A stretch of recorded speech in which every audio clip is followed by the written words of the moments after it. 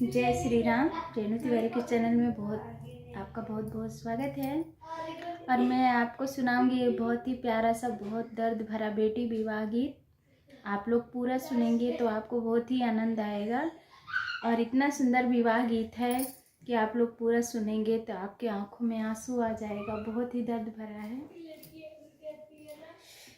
निमिया कई पेड़ जिनी काटाया मोरे बाबा, निमिया चिरैया कई बसेर जी, कटी जई है निमिया तोड़ी जई है चिरई, रही जई है निमिया अकेल जी, बेटी गर्भ जीनी बोला मोरे बाबा, बेटी पारा धन होई जी, चली जई है बेटी तो सुने हुई है अंगना, रही जई है मैया अकेले जी, चली जई है बेटी तो सुन हुई है अंगना, रही जई है मैया अकेले जी, बेटी गर्भ जीनी बोला मोरे बाबा, बेटी पारा धन होई जी, इतनी बचनी सुनी मैया कमन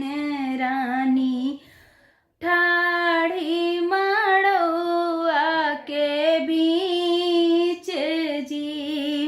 इतनी बचनी सुनई मैया कमन रानी, ठाड़ी मड़ौआ के बीच जी, नौरे महीना बेटी को खियामा पालूं, ताना महीना सुनऊं हजार जी, बड़ी हो जतन से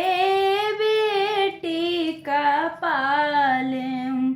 वही बेटी जई ससुराल जी, बड़ी रे जतन से बेटी का पालूं, वही बेटी जई ससुराल जी, डोलिया सजाए आए दूल्हे रामा, सुना सासु बचन हमारे जी, डोलिया सजाए आए दूल्हे रामा, सुना सासु बचन हमारे जी, विदा करो मोरी सासु आपन बेटी, विदा करो धनिया हमारे जी, विदा करो मोरी सासु आपन बेटी, विदा करो धनिया हमारे जी, दुआरे से आए हैं भैया कमन रामा,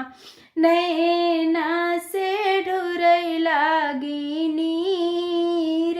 जी,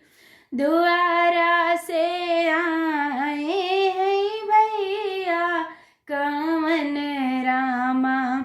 नैना से ढुरई लागी नीर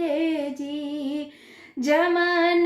बहिने संग खेलो आंगनमा, कैसे विदा करिया